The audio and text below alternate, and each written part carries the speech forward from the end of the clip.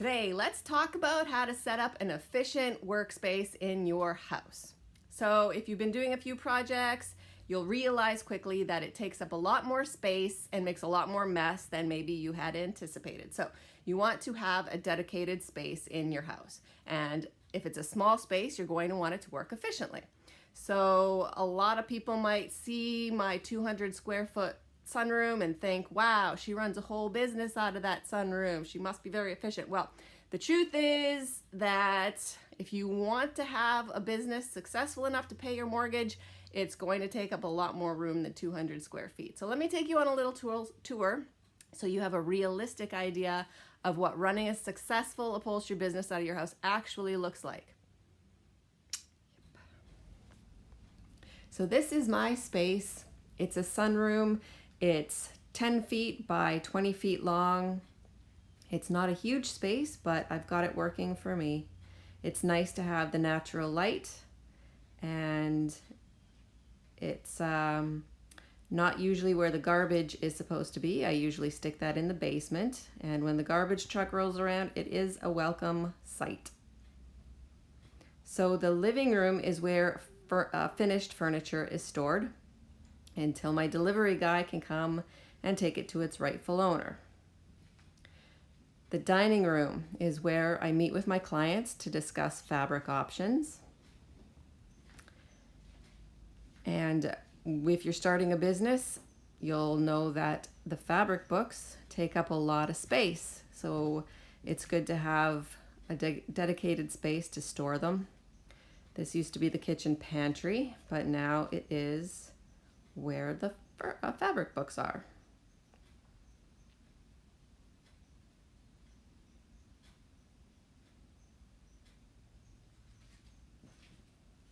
So if you're at that point where you are ordering fabric in, you'll know that fabric itself takes up a lot of space. So you're going to have to find a space to store it. And I found that behind doors is an awesome place to hide it away. So when you first walk into my house, you'll see a beautifully upholstered piece, and then some pieces that need to be upholstered in the queue.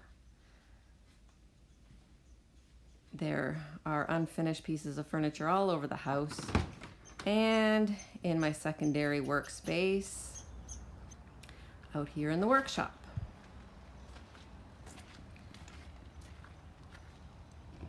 So I'm quite fortunate to have this other space that I can store furniture waiting work. It's all piled up out here, and I have this whole other space that I can work on furniture too, and storage under the table. And in this little room is where I store all the bigger things, the foam, felt, and bonded polyester that takes up too much room to store in that little 200 square foot space. So that's my space. Now here we are back in the sunroom all cleaned up. I have this small table for working on small chairs. It's a good height for that. And I also have these fold-up sawhorses that conveniently fold away for when you're not using them. But they are for sofas to get them up off the floor. Your floors are gonna be marked up over time, so make sure that you're okay with that. It's best not to have carpet for obvious reasons.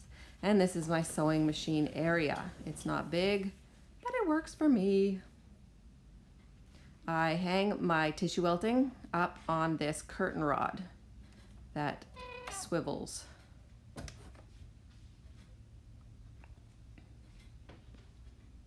And I've got all my threads lined up here, and a little junk, tub for little bits and pieces, my needles close at hand, and a list of all the clients that are in the queue currently. It's good to keep them all on hand. This is metal tack strip, and those do not feel good when you step on them, so you want to get them up and out of the way. And I find that these cardboard tubes are really good for that. You can find a big cardboard tube, stick them in there, and pull them out when you need them. So this is my cutting table. It's not huge, but it works for me. It's 54 inches wide, which is the length of a roll of fabric. This is my dedicated button making area. I have the shells and the backings,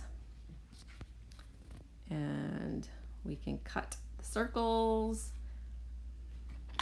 And I will make a video on making buttons and why you would want a professional button maker.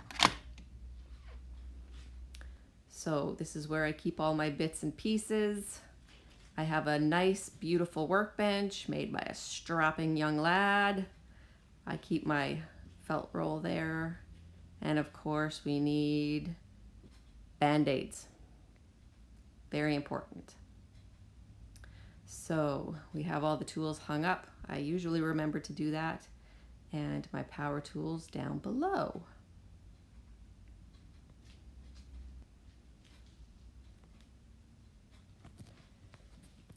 I like to keep my cardboard roll, or the strips, down here all flat because then it won't unroll. And everything that I don't use every day is stuck down there on the floor.